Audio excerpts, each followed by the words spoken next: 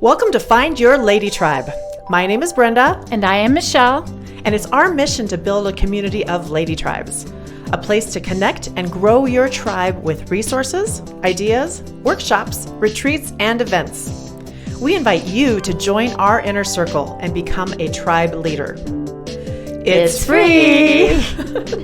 Each week, we will start a conversation about connecting within your tribe and across all of our tribes. Our goal is to create 1,000 new lady tribes in 2022. And each episode will challenge you with a call to action. The first one is to join our inner circle. Go to tinyurl.com/myladytribe. And as a gratitude gift, we will send you a downloadable copy of Chapter 1 of Lady and the Tribe, The Awakening. Yay! So please subscribe to be notified of a new episode each week. Hey everybody, thank you for joining us today at Find Your Lady Tribe. If you notice, I'm kind of going semi-solo today. My sidekick, Michelle, is traveling and she is super disappointed because we have been excited for months to talk to our guest, Mary Delia Allen. And we are so excited because she's got a unique topic that we really haven't broached yet. And I'm going to let her tell you all about her and what she's got to share with us today. But let me just share her bio. Mary Delia Allen evangelizes a new era of being single. The solo is a time for unmarried individuals to build a one-size-fits-one life they love. Today, 48% of US adults are single. So how singles fit into society is changing. After 10 years as a vacation tour leader dedicated to singles, Mary Delia Allen wrote, "Enjoy Your Solo, How to Be Great at Being Single," to inspire singles to educate non-singles on what solo life is today. So much energy is spent on that attracting, keeping, and losing love. It's time to flip the script and create a solo. I just love this topic. We all have so many friends that are, single by choice, newly single, all that stuff. And you're right. A lot of the conversation is about, what's next, getting to that next mate, but embracing the solo. I love that. So would you please tell us a little bit about you and why you do what you do? Oh, that's a great introduction. I really appreciate it. And I love lady tribes. I love women's groups. I think that we're the luckier gender when it comes to gathering. We really, really are. So Agreed. I think when the women educate themselves on something that's changing in society, like being single, it elevates everyone. So I really appreciate being able to speak to this group who is seeking, and this is going to help, married or single. This is a great topic. So I have been an event logistics manager for 20 years. I worked for the NFL. I worked for financial institutions. I traveled 120, 200 days a year. I had this big giant life. It was great. But I was raised Irish Catholic, traditional, house husband baby is what you were supposed to do to be happy. And I didn't take that path. I admire that path very much. And I think you can find happiness there, but it just wasn't what was meant for me or what came for me, which I saw myself having this great, big, awesome, excellent life. And I wasn't married and I wasn't a mother. And what did that mean? And then I had a job for 10 years where I was lucky enough to take people on vacation. And the people who I hosted were single. It was a company called, it still exists today, Singles Travel International. So my job was the people would come by themselves. It was for people over 40. It was no hooking up. That was not the point of it. It was if you were single and you wanted to go on a trip, maybe your friends didn't have the time or didn't have the resources, so you needed a group to go with. So you came with me and I was the group leader. So my job was to bring everybody together on the first day and be sure that we were having a great time. And again, I had this traditional background that celebrated being married and being partnered and becoming a family. And I saw all these people, first of all, single for all kinds of reasons. and happy and sad and still having a happy life, and certainly building happy single existences. And I wanted to know more about it. I wanted to be smarter about it. Additionally, I am a longtime personal development reader, and there are a million books on finding love. There are a million books on losing love. There are a million books on getting over love. There's like 12 books on being single. How is that possible? But I think it's often, I know it's a club that people don't want to join because it's stigmatized. And the reason that it's stigmatized is because in the past, being married was your security. You know, in caveman times, you had to be married to survive the winter. In Bridgerton times, you had to be married because the men had the land and the women could produce the air. In Mad Men time, I mean, obviously my examples are all from Netflix, but in Mad Men times, it was the community standard. So there was all this pressure. In those three examples, being married was security. Being married was what you had to do to survive. And that is no longer true. And it's very, very new in human history. According to Hinge, dating has only existed since the late 1800s. So being single hasn't been around that long in this very I can be happy on my own kind of way. So it's a new era that we're in. And did all that make sense? It does. Yeah. So when someone says, "Why aren't you married?" they're coming from a place of, I want you to be secure and I want you to be happy. And if the other big thing about history is we are living longer. So the stories are just different, and marriages they have to last 70 years now. I mean, people are living to 90. So we're just in a very new time, and we have to come up with, as a society, we have to come up with new ways to speak about it, about being single, and new ways to think about it, and new ways to build ourselves up, whether we're in a partnership or not. And that looks very different than it did 100 years ago, 200 years ago, 1,000 years ago. I mean, I know that's a very broad definition to draw, but we have to go that far back because these feelings are very embedded. It's not just as simple as, well, you're just left over and you're just not picked if you're single. That's not true anymore. That was true when you had to pair up to make it through the winter, but it's not true now. You can do absolutely anything and still be single. Right. Yeah. I just love that perspective. And you're right. There needs to be more books. There needs to be more support, more just acceptance that this is not only okay, but a choice and a way of life for a lot of people. So the example that I like to use, and I do not draw this parallel, but 100 years ago, to be gay was persecuted. And now every corporation in America celebrates Pride Month. So that change happened so quickly. And I believe that this change is going to happen very quickly too. I believe that in 25 years, my book will be obsolete and people will be like, yeah, you're solo. I get it. Single. That's totally fine. But we need that time to go by. And the people who are 40 to 60, 40 to 70 are the people who need this message. It's okay to be single. We're drawing new paths. We're making new lives for ourselves, and we're the first people to do it. But it's acceptable for sure. And everything that you can have as a married person, you can have as a single person. I also believe that when I talk about a solo, I'm saying that you're the head of a family of one. I'm not saying that you don't have gentleman friends, or you don't have sex, or you don't have I'm just saying you're not in a committed partnership. You're not in a marriage. You're not building your life with someone. You're building your life on your own. You are the head of a family of one, and that is valid. And you have to see it that way, and other people in your life should welcome you that way. Yeah. So can you share about your own story as far as, was there a moment when you had this aha? Was there a moment when you were kind of on that track, focused like everybody else because of peer community pressure or anything that, to made up? Or, when did you begin to feel so strongly about this message? That is a good question. I'm still friends with 3 guys that I went to high school with and their wives. So I like men. I like relationships with men. I just wasn't called to I certainly wasn't called to have a family.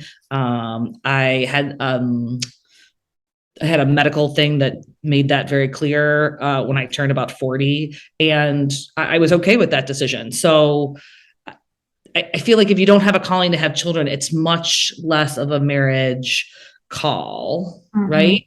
I also felt that successful marriage is really hard, and I wasn't sure that I really had the tools for it.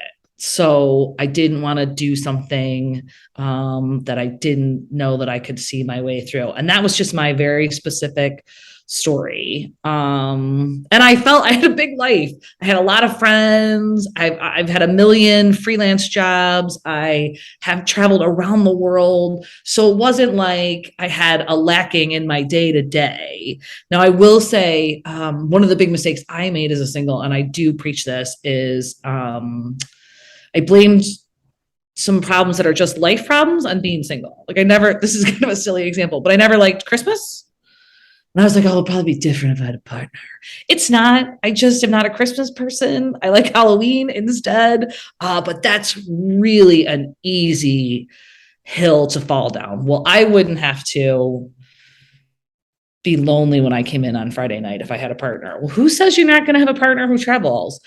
I wouldn't have to I hate doing my taxes. I would be more responsible if there were a partner. A partner is not going to solve your problems. A partner is going to provide upgrades, and they're going to provide adjustments. And you have to remember that as somebody who's building a single life. And it's easy to compare the best of being in a partnership with the least of being single. And you have to be, Mark Twain said, comparison is the thief of joy. And that is so true in this area. And it's so easy to do because there is so much marketing. And the marketing isn't really true. The Housewives franchise, the Real Housewives, 67% of the housewives are single. Right? Yeah. All of the Kardashians are single. I mean, I'm sorry to use but popular culture reflects back to us, right? And I know if you live in the suburbs and you go to I actually was in the suburbs recently, and I went to a hibachi restaurant, and it was like an arc. I use that phrase. It was like an arc. Like everybody was paired up, and I was like, if this was your weekend every weekend, this would be tough. Like I live by the beach. I lived in the city. I always felt very comfortable going out and doing whatever I wanted by myself. But I do understand that there are places in America where it is focused on families and coupled and paired, and that's hard. But that doesn't mean you still can't carve out a great life for yourself as somebody who's a valid family of one. Right. Absolutely. In one of our previous conversations, you mentioned something that I thought was very intriguing. Would you expand on the false partner, concept that you brought up to me? Yes. So the false partner is, I believe very strongly that you have to embrace the solo, which is a very vague thing to say, right? I mean, embrace the solo, be healthy. And the metaphor I use for embracing the solo is when light pollution, when you're in the city, the bright lights of the city, and you look up and you can see the moon and maybe a star or two. If you go out into the mountains or you go out to sea and it's darker and you let your eyes adjust, you can see all this starlight. But it's scary to do. It's scary to say, I'm going to be alone. I'm going to sit with myself, and I'm going to be alone, and I'm going to carve my own weekends, and I'm going to decide my own schedule and how I'm going to use that's hard to do as somebody who's single. So one of the ways that people avoid embracing the solo and avoid truly being single is what I call sort of a false partnership. And some examples are, your health journey or the trainer, you spend all your time counting calories, and my trainer's so glad to see me. And I know when his car's parked at the gym and he knows my weight and what we're doing, that you're paying that person to provide you a service, and you can just go down that rabbit hole and not be building up the other parts of yourself. So that's one example. Another example is, and I am, 38 people on this earth call me aunt. So I am pro children. I love family. I think that's terrific, but your children are going to leave you, and you cannot get you can't say, well, I'm not going to build my solo because I got to go to the high school and go to the football game, and I have to go to this and I have to go to that. What are you doing for yourself? Yes, you want to give your all to your children. That is incredibly important. But what percentage are you keeping an eye on? What will my solo look like when these children are no longer living in this house? This is also an excellent example to give your children. Mom has her own things to do. Mom has her own agenda. That's easy for me to say as a non-parent, but my parents did this. I'm the youngest of 7, and my mother went to law school when she was 54. So you get, that's one way to hide his children. Another one is, and this is so silly, but the dog, right? The dog, I have to get home for the dog. I can't go out because of the dog. The dog, it's so funny. My relationship with the dog is so big. I mean, have a dog, enjoy your pets. That is terrific. But that shouldn't, all I need is the dog in bed with me. It shouldn't be a replacement for, and I'm not saying a partner, I'm saying for a life. You got to have a life. Mm-hmm. Now, if you want your life to be around meeting other people with dogs, that's terrific. But don't make your 4-legged friend your only friend. Right. The other one is hanging out with another family or hanging out with another, we've all heard women say, well, I don't know why she's married to him because I'm really closest to her and I really know what's going on in their family more. I see those kids more than the dad does. Marriage is to be respected. And if you are the third party, you're the third party. Now, I don't believe in a third wheel. I say the more wheels on the car, the better when it comes to social events. What's the big deal? Be the third wheel, be the fifth wheel. But if you think that spending time in someone else's household is more important than your own life, that's a poor decision to make. Yeah. And I have households where I am very welcome as an aunt, but I have my own life. Right. Right. It's just balance. And none of those things are bad. Please don't misunderstand me. Have a dog, have all those things. Just keep some percentage for yourself. Right. Keep an eye on what's my life going to be like without these things. Right. That is absolutely my message. And Michelle, my message in Find Your Lady Tribe is it starts with you, our tribe is an extension of us and the things that we love and the people we love. But I absolutely did what you described. We kind of focused on my children for too long, so much that I didn't see the stars in the sky. I love that analogy. It was all clouds up there, and you kind of just go into this panic mode of who am I without them? Right. If I'm not their mother, which you're always going to be their mother, you're always going to be. I don't have this active role that I'm actively helping them all the time. Who am I? And it was a really tough spot in my life that I had to overcome and have some big aha moments, some big growth, a lot of refocusing and recentering and seeing the stars and seeing the potential again. And so I really appreciate your. And if your children don't see you picking up bricks and building your life, how are they going to pick up their own bricks? Right. Absolutely. And I'm not saying there is enough time in the day. There's enough energy for you to have a wonderful, intense, terrific parenting, dog parent, aunt relationship. That is great. Where's your time for your solo? Just the way you would say, where is my time for my partnership? Right. If you had a partner. It's the same energy that's deserving. Right. So I have to assume that the solo life depends on tribe quite a bit. For sure. Yes, absolutely. So tell me about how the solo and the tribe, in your experience, works together. So if you are in a partnership, like we all have the same stuff we have to get done, right? The taking the garbage out and getting the taxes done and making a plan for Christmas and all those things. We all have the same number of things that we have to do. And when you're in a partnership, you have 2 brains, you have 2 sets of time, you have double the amount of resources. Mm-hmm. So if you're single, you have to come up with a plan, I believe. And one of the things that I believe in is having allies in your life. Like we all want to have friends, and that's important. But if you're on your own, you should be thinking about allies, and allies can be kind of a paid person in your life. I have a financial advisor. I'm not necessarily the strongest with what we should do with the money. And I really depend on my financial advisor, maybe a little bit more strongly than I would if I had a partner, because I go to him and I want to do this big purchase. What do you think? Because I don't have that person in my life. So it can be paid people in your life that have kind of a stronger pull on your stool, if you will. And then there's a tremendous amount of resources from people in your life. And if you're single, you should take advantage of them. So one of my favorite examples is I had a fire in my 30s.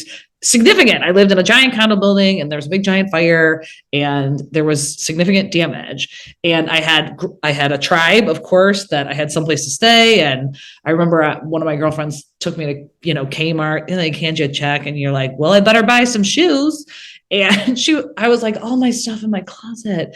She's like, you have stuff in that closet you haven't worn for 15 years. This is going to be great. You're going to look at it all. So there's your tribe, which is great. So there's a lot of mechanics of the insurance and what can be fixed, and it has an emotional level to it. And I didn't have a partner to depend on. So I went to, and I mean 4 friends. And I said, emailed, who has somebody who knows something about fires? And one of my girlfriends was like, Uncle Dan. He's a fire investigator. I'm like, Uncle Dan, who I've met at every single barbecue you've ever had. And I called him up. I probably talked to him 5 or 6 times. He was incredibly impactful, incredibly helpful, factual, an expert, emotionally supportive. I mean, he saw that I was managing this by myself and he wanted to help me. Like, that support is there for you in all kinds of stuff. You just have to raise your hand and ask. And you don't have to put it on Facebook. You can ask one friend who asks one friend, and that tribe will come for you if you need some kind of help. My other example is, that's kind of a dramatic example. I was moving someone into rehab and I wanted to do it right. And they asked for a reading lamp. And a friend of mine is an engineer. I was like, reading lamp. And he came back with the perfect, here's exactly what you should get. You don't have to do everything by yourself.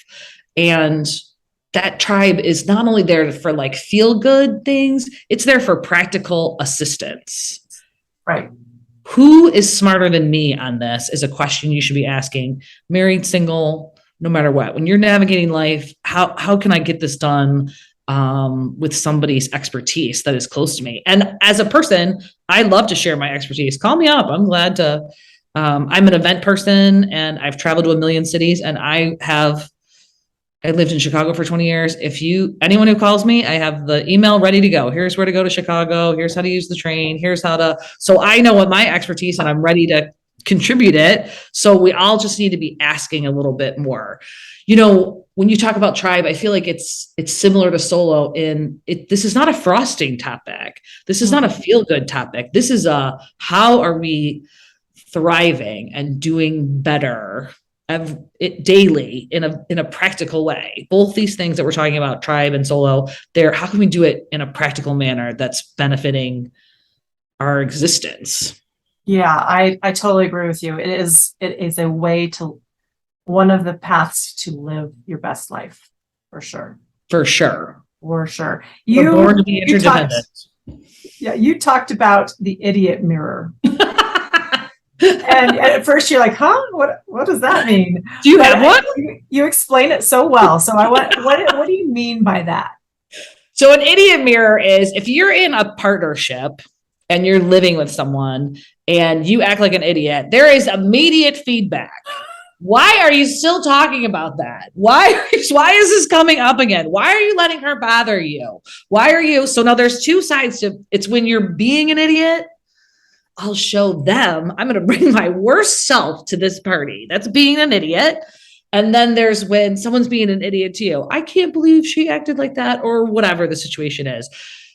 You cannot see it. You need an idiot mirror. Yeah. And that happens naturally with a close, intimate partnership of someone. Even if you're not close, if you're living with somebody and you're acting like an idiot, they're going to tell you.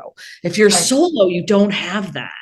And it can't be, your mom who thinks you're terrific. Baby, I don't think that. You need somebody who's going to lay it down and say, this is the way you used to act, or this is the way you used to be, or this is not, you are not bringing your best self to this. And you need someone who can say it kindly, but firmly, and someone that you respect enough that you're ready to hear it. And the third thing you need is someone who shares your values. So when I was a young person, what I talk about in the book, so I was a young person, you go out and you party, and I have a big personality, and you dance on the table. And, I call this one friend, she'd be like, yeah, no, everybody was dancing on the table. Don't even worry about it. That's someone, that's the kind of supportive. You are all right. Don't worry about it. When you're building something up in your head that you did something embarrassing, you need that person, but it takes those things. They have to know you very well. They have to be able to tell you kindly and gently, and you have to respect them enough that you hear it, which is hard and it is, everybody needs it. We are all idiots. Yeah.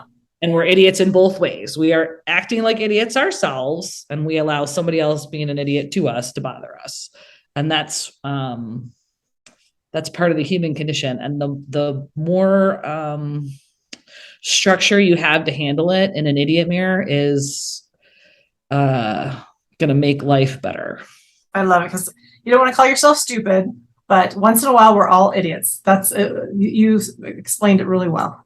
Right. And it's easy to just obsess. That was so dumb. One of my junior idiot mirrors will say, I'll be upset about something, and she'll say, yep, you're human.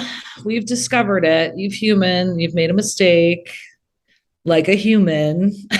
And yeah. You weren't your best. Yeah. Well, awesome. So Mary Delia, we always want to send our listeners off with maybe an actionable item, something to implement, a piece of advice, something like that. And I would like to kind of pass the torch to you to see what call to action or suggestion or something that they could actually, move into action quickly would you recommend for our tribe? Well, I want everyone to think of this solo concept. That single is what you mark off on your tax form, but solo is someone who's building a life, and that it's new. And I want single or married, you should be looking around your life and thinking, if you're a parent of young people, the 20s is a solo. You don't get married till you're 28. The median age is 28 to 32. Mm-hmm. Are you supporting your children in that? Is there someone in your life who's solo that you want to show a different kind of support to? Do you want to show yourself a different kind of support? Oh, solo, this is valid, because it is. History has really, we're in a new time in history, which is exciting, but there are some traditional thoughts to be changed. So I would just challenge and welcome people to think about solo as opposed to just single. I love it. Yes. Awesome. So how do our listeners find you? You can find me at www.enjoyyoursolo.com. And if you're single, there's lots of support coming on social media and through the email newsletter for the holidays, because it's a time for family. And if you're a family of one, that's kind of a tricky time. So there's lots of information coming, and my book's available at amazon.com, and it is a 3-hour read, and it's funny. I always say there's a sex chapter, it's great. Ooh. Yeah. Makes a great gift. Oh, I love it. So gosh, embrace the solo, right? Embrace the solo. Yeah. So last question for you is, how do you tribe? How do you spend time and build deep relationships with your, closest girlfriends? So I was an event person for so long, and there's so much traveling, and you have chaotic isn't the right word, but you have times when you're really busy. I mean, you're not even taking a shower. And then there's times when you have tons of time off because you're between events. And I have a group of those girlfriends, and we do Marco Polo, which is similar to like a voice memo. So you can go on, you can just jump onto Marco Polo and leave a little video, and then everyone else can respond when they're ready. Actually, half the people on Marco Polo are in Portugal right now. So we're getting updates from them. And it's just there for you whenever you can get to it. And it can be, guys, I'm really down about this. Should I take this job? Should I do this? What should I? And it can be, what's monkeypox? Do we know what monkeypox is? And it can be anything. And it's kind of immediate advice, which is pretty terrific. And it's so, I actually did it all the time while I was writing and self-publishing my book. And I could go back and see where I was like, this is never going to happen. It's so hard. And you had that support. So it's a terrific video diary and really immediate support and interaction without, are you free? Am I interrupting you? Are you okay? Okay. So it's Marco Polo. It's super awesome. And that's with a very specific set of girlfriends. They're great. That is a great tribe practice. And I actually have tried to implement that a few times, but we've kind of just fallen off the wagon. Just got to get into a regular. It also must say something about our egos, that we're all good with being on video. We're all good with. That's we true. Also we all work events, so we'll show each other the event. Hey, I'm here. So yeah, it's fun. Yeah, I love it. I love it. Well, gosh, what a pleasure it has been, Mary Delia, to visit with you about this great and important topic. I just couldn't be more grateful, and I just know our listeners are going to find value in this. And as we always kind of wrap up our conversation, I wish Michelle were here to join in and chime in here, but when 3 or more gather, we are tribe. Thank you so much for joining us today for Find Your Lady Tribe. Would you do us a favor and hit that like button and add a comment? It'll really help us grow. Better yet, find the share arrow and share out to your tribe. Join us again next week on YouTube or your favorite podcast service.